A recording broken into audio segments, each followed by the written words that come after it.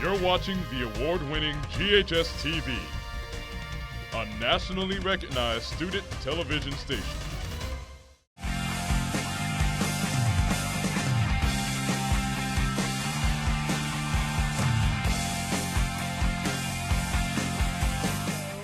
She's going to show her respect by being kind to her friends, listening to her teacher. All right, what about you? How can you show respect?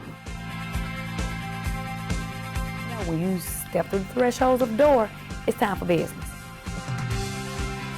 Which focuses on ensuring that students are reading on grade level prior to entering third grade, is a strategy in which us as a district hopes to ensure all of our kids enter into grade level reading.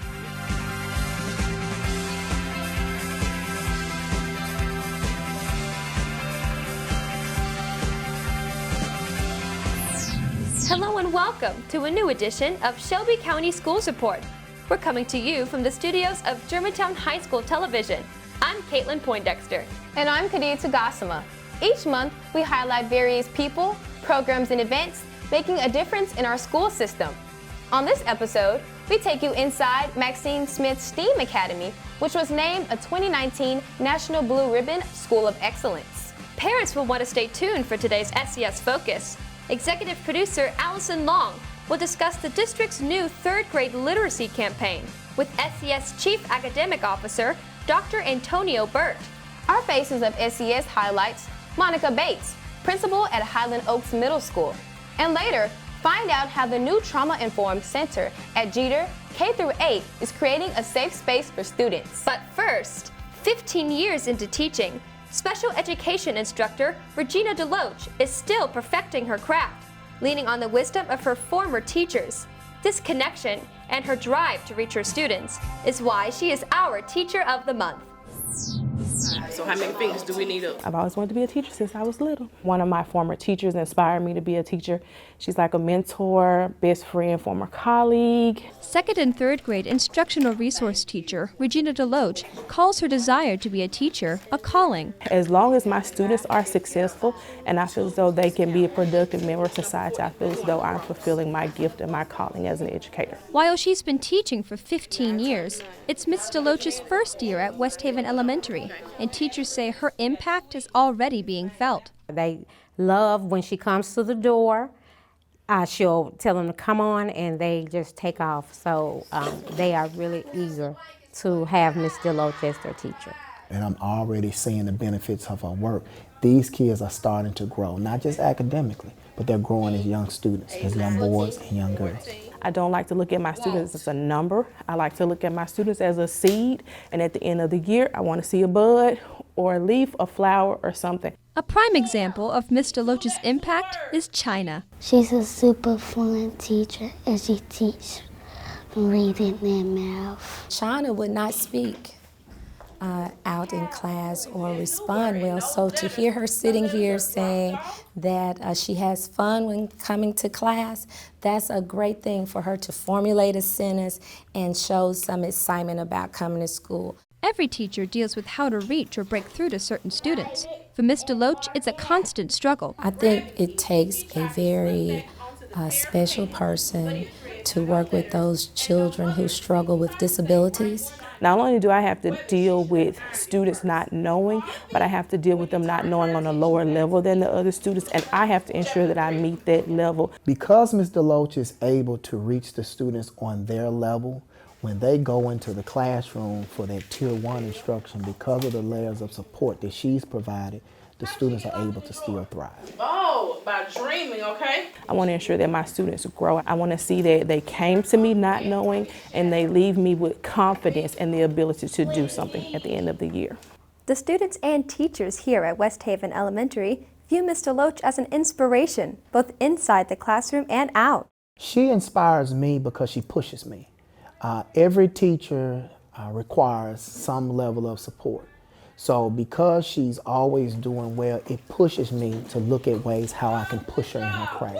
Good job, good job, woo! Miss DeLoach has certainly instilled in me that it just takes a little patience with her special ed kids. They may take just a little more time to understand, but eventually they'll get it. Ms. DeLoach's success in the classroom comes from her collaboration with the regular ed teachers. When you talk about her working with students with reading, to sort of back up the teacher or support the teacher with the skills that we're working on, it boosts their self-esteem and gives them the confidence they need once they come back into the classroom. She will come and ask what should she be working with the kids on, and she just loves to be on the same page as the regular ed teacher. And she's also shown me different strategies to use with our special ed kids that will really, really help them. At the end of the day, I'm here for the students, and if I can work with a teacher to ensure that my students are successful, that's why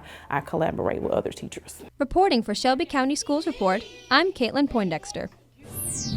Principal Monica Bates says her least favorite subject in school fueled her greatest passion in life, teaching.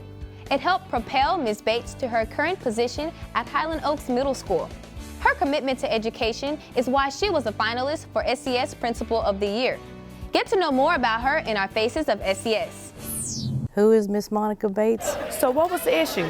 She is probably the definition of a true leader. Miss Bates is that visible principal. Okay, we got to have a sense of urgency. Y'all can go ahead. I hardly ever see her in her office. She's always out in the hallways walking, peeking into the classrooms to see how the kids are doing. I absolutely love Miss Bates, and she knows this. I have told her before, I feel like a child.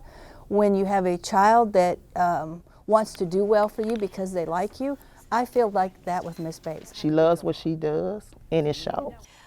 Monica Bates is a conglomerate of things. Monica Bates is a highly energetic, very determined young lady who enjoys seeing people and things grow. Because she knows exactly what the expectations are, and her expectations are very high. It's kind of hard, but it's also fun at the same time having Miss Bates because she's always having fun with us. I'm silly, I'm goofy, my students will tell you that, but I'm very adamant about what I do. I'm very intentional about making sure that I'm giving of myself to make things grow. She wants us to be the best we can be. She's doing everything she can to make sure we come to school, we learn, and at the same time we have fun. High five, great job, keep it up. Oh yeah, Miss Bates is the funniest, but we know when she means business. When I'm laughing, you're in good standing. But when I have to bring it down, okay, who's done what and how quickly can we fix it? Because we want to make sure that we're doing what we need to do for our kids. If Miss Bates is not happy, something is wrong. She's very fair. She just has this way about motivating people. Sometimes, and I'm just enamored by that, her energy, her drive, and the way she can get people to do what she wants them to do. It's a relationship that I've developed, getting people to understand the epitome of what we do and why we do it. She knows when to do those things. She knows when to, hey, let me show them that, get them to a point where they're relaxed. But then she knows how to pull you in and say, okay, no, this is what we're here to do. We're here to educate the kids, and this is what I expect of you. I think her teaching experience allows her to see what teachers deal with on a day-to-day basis. I never wanted to be an administrator. I found great joy and passion in just understanding what kids needed to know and just what goofy, silly things I was going to do to get them to know it, to get them to understand. So I never wanted to leave the classroom. So I don't. She helps us get better grades, do better things, do what we know to do. She helps bring out the good in us. Hallelujah. Because it's my job, first of all, to be there to make sure what's supposed to happen in a classroom happens. And then sometimes I find myself, taking over, and it's like, oh, I'm sorry. I know this is your lesson, but I get enthused and excited just about the learning process. So I'm always a teacher. She's always making sure we're passing our limits. She's making sure we don't give up on certain goals, accomplishments. She always tells us, if you want something, work for it. So it's not necessarily about me getting any other type of major reward for it in terms of tangible, but it's those intrinsic things that the feelings that I get that brings me the joy of seeing other people grow. So that's, who Monica Bates is in a nutshell. Now, here is GHS-TV executive producer Allison Long with this month's SES Focus. Thank you, Caitlin. Students who don't master reading by the 3rd grade are 4 times more likely to drop out of high school. Shelby County Schools is tackling this problem head-on with a 3rd grade commitment initiative. Here to talk more about it and the importance of early literacy is Dr. Antonio Burt, Chief Academic Officer for Shelby County Schools. Thank you for joining us. Thank you for having me. So let's just cut right to the chase, and if you could tell us about the initiative and why it's important. So Policy 5013, which focuses on ensuring that students are reading on grade level prior to entering 3rd grade, is a strategy in which us as a district hopes to ensure all of our kids enter into grade level reading. With that, we knew instead of focusing on how kids perform on one single assessment, we want to ensure grade level reading by looking at multiple indicators. So this policy measures success across multiple pathways. For example, we look at students' quarter grades, which you have 4 quarter grades each school year, but we also look at those grade level interventions and reform to RTI, and we look at the actual performance on the formative assessments. How do kids perform every 6 to 8 weeks on their benchmark assessments? When you gather all those success criteria, we then ask kids to have a composite score of 8 out of 12 possible criteria to ensure that each kid is on grade level in reading. So say the parents get the report card, and will this information then be on a report card for each student? And how will they be able to see how their child measures? Yes, so this upcoming report card for this 2nd quarter, this school year, we will actually be displaying that on all report cards. So any parent of students in grades K through 2, but also kids in grades K through 5, will really see how they're performing in regard to those measures that the district provides. So you'll see how you stand in regard to your quarter grade, but also your formative assessment, and also your RTI benchmark assessment. Okay. And as this process is rolled out, how is the school board, how is Shelby County Schools held accountable to this, and what is their measure? Yes, so this new strategy was officially adopted as a policy this past April. So April 2019, the school board voted and approved this new way of work or this new approach around ensuring that all of our students are reading on grade level. This is very similar to what a lot of states have as state statutes. There are over 30 states that have went so far as to develop an actual state statute that says no kid can leave 3rd grade that's not performing on track or mastery, but it's only measured by one single assessment.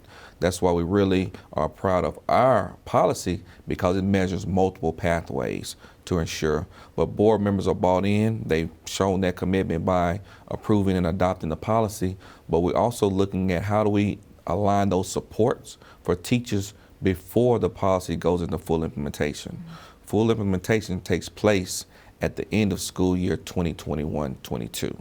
So we're giving ourselves the next 2 years to really get it right by building those internal supports, supporting teachers, also supporting educational assistants, but more importantly, making sure our parents and our community members are aware of this policy, but what additional supports that they can do at home to benefit all students. Great. So you bring up a few things that I want to ask about. First of all, with teachers in the classroom, what are some supports and resources that they have?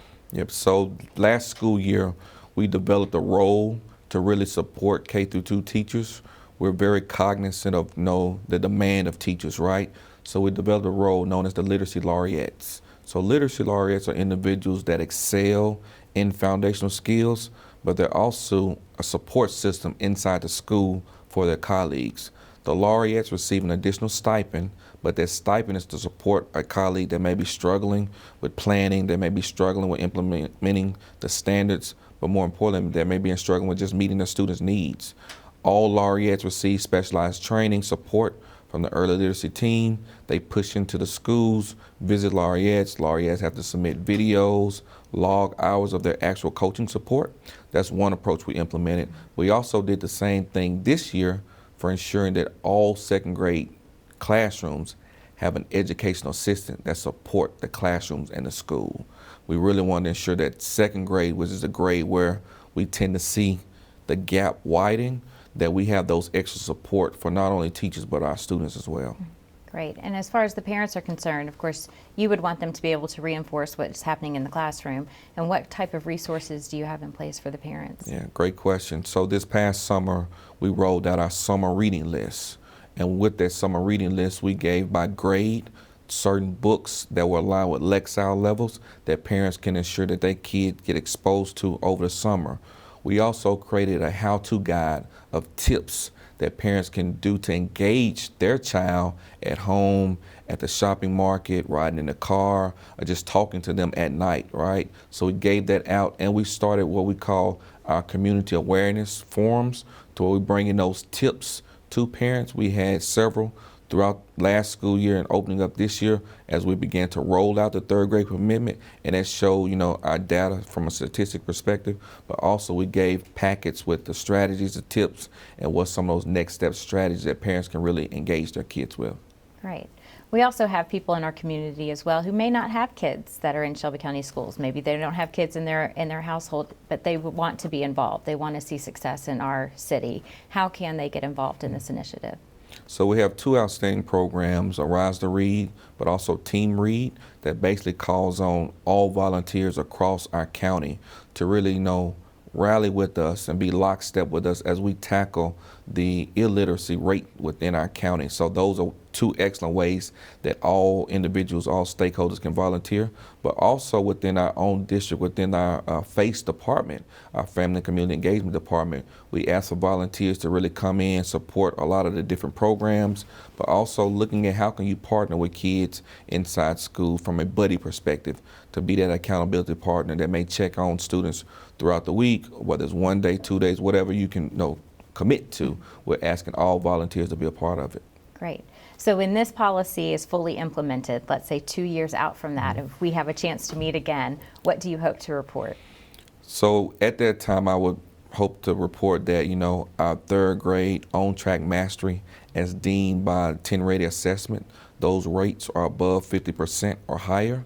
With that we're saying that each year we're moving the academic needle 15% or more. But I would also would hope to report that our community as a whole have a heightened awareness about what it means to be a literate county. And with that, you see increased numbers in volunteers, but you also see more community partnerships that specifically focus on improving literacy rates. Well, we know how important it is for that benchmark to be met by the third grade, and I appreciate your time helping us understand a little bit more about what Shelby County Schools is doing to reach that benchmark, and I wish you continued success with what you're doing. Thank you. Thank you for all your support. Yeah. Now here's Kadia 2 to introduce our School of the Month. The Maxine Smith STEAM Academy is a jewel in Shelby County schools. Opened in 2014, the school emphasizes science, technology, engineering, arts, and math. This year, it was named a Blue Ribbon School of Excellence, one of the highest honors a school can receive. This is why Maxine Smith STEAM Academy is our School of the Month. Okay, hold your hand up flat. Hold that book. I chose STEAM because it's a really great way to grow. STEAM is a very great school. If you come, you will be challenged, but if you can just persevere, and you'll get to know the teachers and the students, and you'll love to like it. It's a special place to be a part of. So what makes Maxine Smith STEAM Academy different is that the students do take math, science, social studies, English, just like everyone else, but they also take a STEM class every day. STEM is science, technology, engineering, and math, where they are applying those skills. They're living the engineering and design process, where we focus on building that culture of let's build it to break it so we can make it stronger and better. This school did a really great way of making it just as easy as it possibly could be, but then the classes are also very challenging and rigorous, so there's never a day where you'll be bored or feeling like you're not learning anything that day. Level of curiosity is huge. They are always asking questions, wanting to learn more, and we kind of promote that. To be able to understand that problems come, mistakes happen, figure out where you messed up, and then move on. I chose the STEAM program because I like being challenged, and it challenged me pretty well. So we have several different STEM programs that are living simultaneously in our building. One, we have our STEM classrooms, which are thematic units that go throughout the year. So in a linear way, we do green engineering, structural engineering, do bio, tech, and then we do robotics and coding. This is the place where, you know, the kids get to explore. We have extended lab where we go off-site once or twice a month on different various field trips to actually try to bring the real world so they can apply what we learn in the classroom. This is a southern magnolia tree. You can tell it's a southern by how broad the leaves are. Like right now we're working on the solar energy projects. My partner and I are making a solar oven. It's just like a lot of projects. Like a few years ago we did irrigation projects, like where we had to make our own irrigation system. And then last year we built like bridges with balsa wood, and we had to make our own bridge design. 2, ready. So another cornerstone of our program is the arts. When our program was created 5 years ago, the community galvanized and they said, we don't want just a STEM program, we must have a STEAM program. So we have a lot of elective classes like band and orchestra, and then there's dance, and we have a really great choir.